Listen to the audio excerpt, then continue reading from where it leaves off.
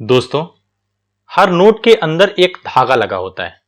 भारतीय रुपए से लेकर डॉलर तक में जब नोट हाथ में लिया जाता है तो यह धागा जरूर नजर आता है। कहा जाता है कि यह नोट की असलियत की पहचान के बारे में भी बतलाता है। क्या आपको मालूम है कि यह धागा नोट करेंसी में क्यों लगना शुरू हुआ और यह नोट के कागज के अंदर कैसे डाला जाता है? प्रिंट करेंसी यानी नोट के बीच लगे खास धागे को आप सभी ने देखा होगा। यह धागा खास धागा होता है और खास तरीके से बनता है और खास तरीके से ही नोटों के बीच फिक्स भी किया जाता है। किसी भी नोट के असलियत की जांच करने के लिए यह सबसे खास भूमिका भी निभाता है। यह धागा मेटेलिक धागा होता है। इसका चलन सुरक्षा मानकों के तौर पर शुरू हुआ। अगर आप देखें तो 500 और 2000 रुपए के नोट के अंदर जो चमकीला मेटेलिक धागा लगा होता है उस पर कोड भी उभरे होते हैं, यानी वो नोट के सुरक्षा मानकों को और मजबूत करता है। दरअसल नोट के बीच मेटेलिक धागे को लगाने का आइडिया 1848 में इंग्लैंड में आया। इसका पेटेंट भी करा लिया गया, लेकिन ये अमल में आ पाया इसके करीब 100 साल बाद ही जाकर। यह भी इसलिए किया गया कि नकली नोटों को छापे जाने से रोका जा सके।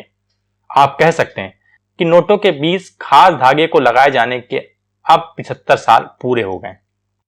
The international bank note society यानी IBNS के अनुसार दुनिया में सबसे पहले नोट करेंसी के बीच मेटल स्ट्रिप लगाने का काम बैंक ऑफ इंग्लैंड ने 1948 में किया। जब नोट को रोशनी में उठाकर देखा जाता था तो उसके बीच एक काले रंग की लाइन नजर आती थी। माना गया है कि ऐसा करने से क्रिमिनल नकली नोट बनाएंगे भी तो वो मेटल ग्रेड नहीं बना सकेंगे। हालांकि बाद में नकली नोट बनाने वाले नोट के अंदर बस एक साधारण काली लाइन बना देते थे और लोग मूर्ख बन जाते थे। 1948 में बैंक ऑफ इंग्लैंड ने 20 पाउंड के नोट में ब्रोकन यानी टूटे से लगने वाले मेटल के धागे डाले, यानी नोट के अंदर यह मेटल का धागा कई लंबे डैशेस को जोड़ता हुआ लगता था। तब यह माना गया कि इसकी तोड़ तो क्रिमिनल्स बिल्कुल ही नहीं निकाल पाएंगे, लेकिन नकली नोट बनाने वालों ने एल्युमिनियम के टूटे धागे का सुपर ग्लू के साथ इस्तेमाल कर शुरू कर दिया। यह भी ज्यादातर नोट करने वालों के लिए पहचानना मुश्किल था।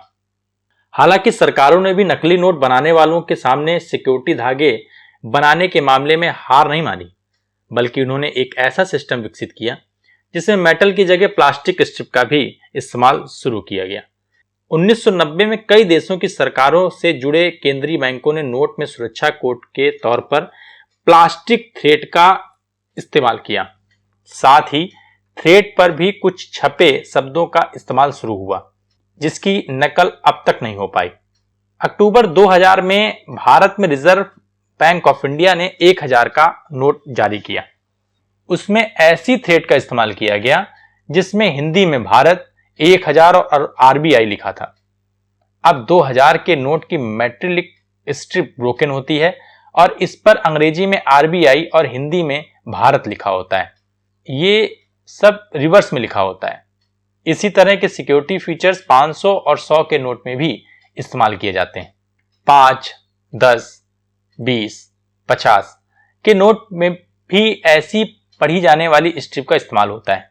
यह थ्रेड गांधी जी की पोर्ट्रेट के बाईं ओर की गई।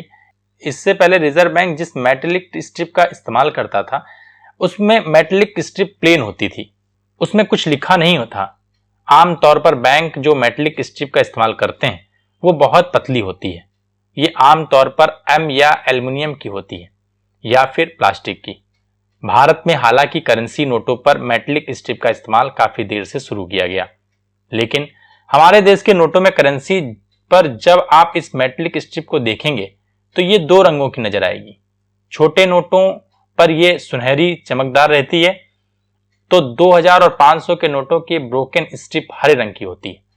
हालांकि कुछ देशों के नोटों पर इस स्ट्रिप के रंग लाल भी होते हैं। भारत के बड़े नोटों पर जिस मेटेलिक स्ट्रिप का इस्तेमाल होता है वो सिल्वर की होती है। इस मेटेलिक स्ट्रिप को खास तकनीक से नोटों के भीतर प्रेस किया जाता है। जब आप इन्हें रोशनी में देखेंगे तो ये स्ट्रिप आपको चमकती हुई नजर आएगी। आमतौर पर दुनिया की कुछ कंपनियां ही इस तरह की मेटलिक स्ट्रिप को तैयार करती हैं। माना जाता है कि भारत भी अपनी करेंसी के लिए इस स्ट्रिप को बाहर से मंगाता है। दोस्तों, हम आशा करते हैं कि आपको ये वीडियो अच्छा लगा होगा और आप सभी से गुजारिश भी करते हैं कि हमारे वीडियो को अधिक से अधिक शेयर करें, लाइक करें और सब्सक्राइब करें। मिलते हैं एक नए टॉपिक के साथ। जय हिंद, जय भारत।